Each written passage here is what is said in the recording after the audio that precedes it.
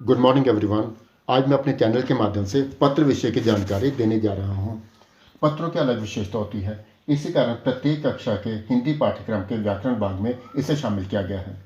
संचार के अत्याधुनिक साधनों से पहले हर कार्य लोगों के संदेश पहुँचाने का काम करता था। इसमें काफ़ी समय लग जाता था। फिर घुड़सवारों ने पत्र पहुँचाने का काम ले लिया। राजा महाराजा भी कबूतर पक्षी के माध्यम से संदेश पहुँचाते थे। समय ने रफ्तार पकड़ी और डाक व्यवस्था की शुरुआत हुई। बस, रेलगाड़ी और हवाई जहाज के माध्यम से एक देश से दूसरे देश, एक शहर से दूसरे शहर और एक गांव से दूसरे गांव तक संदेश पत्रों के माध्यम से पहुंचाए जाने लगे। पत्रों का एक अलग महत्व है। पत्र में शब्द निहित होते हैं। पत्रों का अपनापन होता है। जब हम पत्र लिखते हैं या किसी का पत्र पाते हैं तो उसे अपनी आंखों के सामने पाते हैं। पत्र के हर शब्द में आत्मीयता छिपी रहती है, अपनेपन का भाव समाहित रहता है। फिल्मों की कामयाबी के पीछे भी पत्रों की बहुत अहमियत होती है। आपका स्वागत है मेरे YouTube चैनल पर। सब्सक्राइब करें मेरे YouTube चैनल को, जिसका नाम है केकपुर हिंदी क्लासेस, और दबाएं घंटे का बटन, जिसमें आप पाएंगे नवीन जानकारियां सबसे पहले। अगर आपको वीडियो अच्छी लगे तो लाइक करें, ज़्यादा से ज़्यादा शेयर करें, ताकि सभी जानकारियां सभी को आसानी से मिल सकें। आपको इस वीडियो पर अपने कमेंट अवश्य करें और सुझाव दें, ताकि इसमें सुधार किया जा सके। पत्र के दो भेद होते हैं, औपचारिक पत्र, अनौपचारिक पत्र। विद्यालय की प्रारंभिक कक्षाओं से लेकर उच्च कक्षाओं तक परीक्षक पत्र के प्रश्न को देता ही रहता है। इसमें हम 3 प्रकार के पत्र लिखते हैं। पहला प्रधानाचार्य को पत्र, दूसरा मित्र पिता आदि को पत्र और तीसरा महाप्रबंधक, पुलिस अधीक्षक, स्थानीय सचिव, स्वास्थ्य अधिकारी, डाकपाल आदि को पत्र। अतः हम एक एक करके इन पत्रों के प्रारूप एवं उदाहरणों को समझेंगे। सबसे पहले हम प्रधानाचार्य के पत्र को समझेंगे। विद्यालय में जाकर बच्चा पढ़ाई करता है। उससे पढ़ाई से संबंधित कोई भी समस्या आती है तो वह प्रधानाचार्य से मदद मांगता है, जैसे फीस माफ़ी का पत्र, स्थानांतरण प्रमाण पत्र, किसी विषय का अध्यापक का ना होना का पत्र। प्रधानाचार्य के हस्ताक्षर के बिना कोई भी विद्यालय का काम पूर्ण नहीं होता। इस पत्र का प्रारूप इस प्रकार से है। सेवा में प्रधानाचार्य, काखागा विद्यालय, काखागा शहर, फिर एक पंक्ति छोड़ेंगे। विषय हमें प्रश्न में दिया होता है, फिर एक पंक्ति छोड़ेंगे। मान्यवर, इसके बाद पत्र लिखेंगे, अंत में एक पंक्ति छोड़ेंगे। धन्यवाद। आपका आज्ञाकारी शिष्य, नाम काखागा, कक्षा 10वीं, दिनांक आज की हम लिखेंगे। उदाहरण के माध्यम से हम इसको विस्तार से समझेंगे। विद्यालय के प्रधानाचार्य को पत्र लिखकर स्थानांतरण पत्र की मांग करें। सेवा में प्रधानाचार्य जी, काखागा विद्यालय, काखागा शहर, एक पंक्ति छोड़ेंगे। विषय स्थानांतरण प्रमाण पत्र हेतु पत्र, एक पंक्ति छोड़ेंगे। मान्यवर, सबने निवेदन है कि मैं आपके विद्यालय की कक्षा 10वीं का छात्र हूँ। मेरे पिताजी का स्थानांतरण जयपुर हो गया है। परिवार के सभी सदस्य वहाँ जा रहे हैं, मुझे भी उनके साथ जाना है। मुझे नए विद्यालय में प्रवेश के लिए इस प्रमाण पत्र की अत्यधिक आवश्यकता है। मैंने मासिक शुल्क जमा किया हुआ है, लाइब्रेरी की पुस्तकें वापस दे दी हैं, कैंटीन के भी पैसे दिए हुए हैं। अतः आपसे निवेदन है कि आप मेरा स्थानांतरण प्रमाण पत्र मेरी कक्षा अध्यापिका को कहकर जल्दी से बनवा दें, ताकि मेरी शिक्षा में किसी प्रकार की कमी ना हो और मुझे आसानी से दूसरे विद्यालय में प्रवेश मिल सके। धन्यवाद सहित आपका आज्ञाकारी शिष्य, नाम काखागा, कक्षा 10वीं, दिनांक आज की। एक अन्य उदाहरण के माध्यम से हम प्रधानाचार्य के प्रारूप को दोबारा से समझते हैं। मान लीजिए हमारा प्रश्न है, खेल का सामान मंगवाने के लिए प्रधानाचार्य को पत्र लिखें। इसमें हम लिखेंगे सेवा में प्रधानाचार्य, काखागा विद्यालय, काखागा शहर, एक पंक्ति छोड़ेंगे। फिर विषय खेल का सामान मंगवाने हेतु पत्र, एक पंक्ति छोड़ेंगे। फिर लिखेंगे मान्यवर, सबने निवेदन है कि मैं आपके विद्यालय की 10वीं कक्षा का विद्यार्थी हूँ। मैं विद्यालय का खेल सचिव भी हूँ। हमारे विद्यालय में अगले महीने जिला स्तर पर विभिन्न खेल प्रतियोगिताएं आयोजित की जानी हैं। इन खेल प्रतियोगिताओं को समुचित ढंग से कराने के लिए हमें निम्नलिखित खेल सामग्री की अत्यधिक आवश्यकता है, जैसे football 12 piece, volleyball 12 piece, badminton 10 set, table tennis 10 set, cricket kit 5 set. कृपया करके आप उपयुक्त खेल सामग्री को जल्दी से मंगवा दें, ताकि खिलाड़ी समय रहते तैयारी कर सकें और वह अपने विद्यालय का नाम रोशन कर सकें। एक पंक्ति छोड़ेंगे। इसके बाद लिखेंगे धन्यवाद, आपका आज्ञाकारी शिष्य, नाम काखागा, कक्षा 10वीं और दिनांक आज की लिखेंगे। पिता मित्र आदि से संबंधित पत्र। पिता मित्र आदि के पत्रों में हम अपने निजी विचारों को रखते हैं। इस प्रकार के पत्रों की रूपरेखा इस प्रकार है। परीक्षा बॉन्ड, काखागा शहर और आज का दिनांक, एक पंक्ति छोड़ेंगे। फिर लिखेंगे प्रिय मित्र, उसके बाद पत्र लिखेंगे। अंत में लिखेंगे एक पंक्ति छोड़कर तुम्हारा अभिन्न मित्र काखागा। एक प्रश्न के माध्यम से हम इस प्रारूप को समझते हैं। अपने छोटे भाई को समय का महत्व बताते हुए पत्र लिखें। इसमें हम लिखेंगे परीक्षा बॉन्ड, काखागा शहर और आज का दिनांक, एक पंक्ति छोड़ेंगे। फिर लिखेंगे प्रिय अनुज, अनुज छोटे भाई को कहते हैं। कल ही पिताजी का पत्र मिला। पढ़कर बहुत दुख हुआ कि तुम हर समय खेलते रहते हो, समय की कदर नहीं करते। अनुज, खेलना सही है, परंतु समय असमय खेलना बहुत गलत है। तुमने एक विद्वान का कथन अवश्य पढ़ा होगा, जो समय की कदर नहीं करता, समय भी उसकी कदर नहीं करता। अगर किसान को समय पर पानी न मिले तो उसकी ज़मीन बंजर हो जाएगी और वह फसल के लिए बीज नहीं बो सकेगा।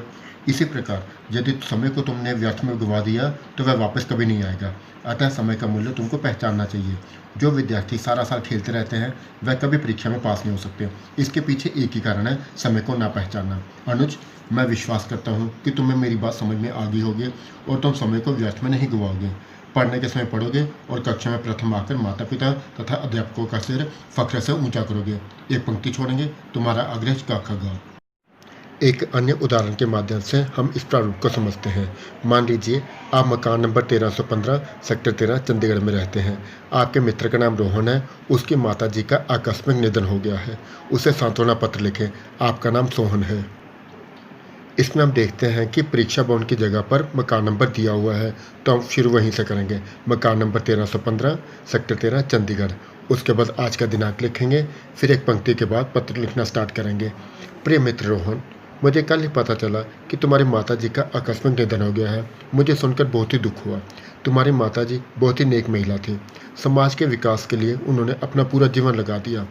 मुझे भी वह अपना बेटा ही मानती थी। मुझे अच्छी तरह याद है, पिछले महीने ही तो मैं उनसे मिला था। उन्होंने मुझे बहुत ही स्वादिष्ट भोजन खिलाया था।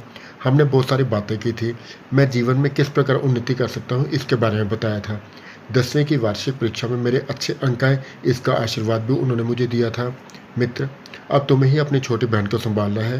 परीक्षा समाप्त होते ही मैं तुमसे मिलने अवश्य आऊँगा। एक पंक्ति छोड़ेंगे, उसके बाद लिखेंगे तुम्हारा अभिन्न मित्र सोहन। महाप्रबंधक, पुलिस अधीक्षक, संपादक, डाकपाल आदि से संबंधित पत्रों के प्रारूप को आज हम समझेंगे। परीक्षा भवन, काखागा शहर, दिनांक। एक पंक्ति छोड़ेंगे। सेवा में महाप्रबंधक, काखागा रोडवेज, काखागा शहर। एक पंक्ति छोड़ेंगे, उसका विषय। विषय हमें प्रश्न में दिया होता है। एक पंक्ति छोड़ेंगे, फिर हम पत्र को शुरू करेंगे। मान्यवर। पत्र की समाप्ति में एक लाइन छोड़ेंगे, फिर लिखेंगे धन्यवाद। भवदीय।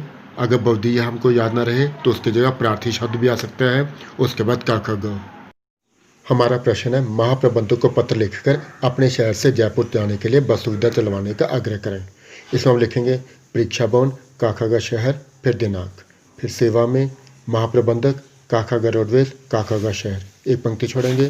फिर विषय, अपने शहर से जयपुर तक बस चलवाने आग्रह हेतु पत्र। फिर एक पंक्ति छोड़ेंगे, फिर करेंगे मान्यवर, मैं आपके रोडवेज के अधीन रहने वाला नागरिक हूँ। मैं नियमित तौर से आपके द्वारा संचालित बस सुविधा का लाभ उठाता रहता हूँ। मैं आपको बताना चाहता हूँ कि हमारे शहर से जयपुर शहर तक जाने के लिए कोई भी सीधी बस सुविधा उपलब्ध नहीं है। हजारों यात्रियों को काफ़ी मुश्किलों का सामना करना पड़ता है। वे यहाँ से दिल्ली जाते हैं और वहाँ से जयपुर की बस सुविधा प्राप्त करते हैं, जिससे आने जाने में समय के साथ साथ धन की भी बहुत हानि होती है। साथ ही यहाँ के लोग वहाँ की ऐतिहासिक धरोहरों को देखना चाहते हैं, परंतु नियमित बस सुविधा न होने की वजह से नहीं जा पाते।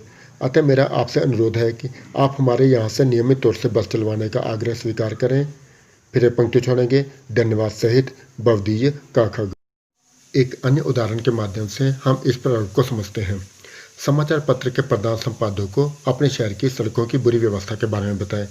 इसमें हम लिखेंगे परीक्षा भवन, काखागा शहर और आज का दिनांक। एक पंक्ति छोड़ेंगे, फिर लिखेंगे सेवा में प्रधान संपादक, काखागा पत्र, काखागा शहर।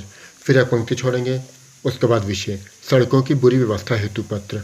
एक पंक्ति छोड़ेंगे, फिर शुरू करेंगे मान्यवर, मैं आपके लोकप्रिय समाचार पत्र के माध्यम से अपने शहर की सड़कों की दुर्व्यवस्था के बारे में अधिकारियों को बताना चाहता हूँ। हमारे शहर की सड़कें बहुत ही दयनीय स्थिति में हैं। जगह जगह इसमें गड्ढे बने हुए हैं, जिससे आए दिन कोई ना कोई दुर्घटना होती रहती है।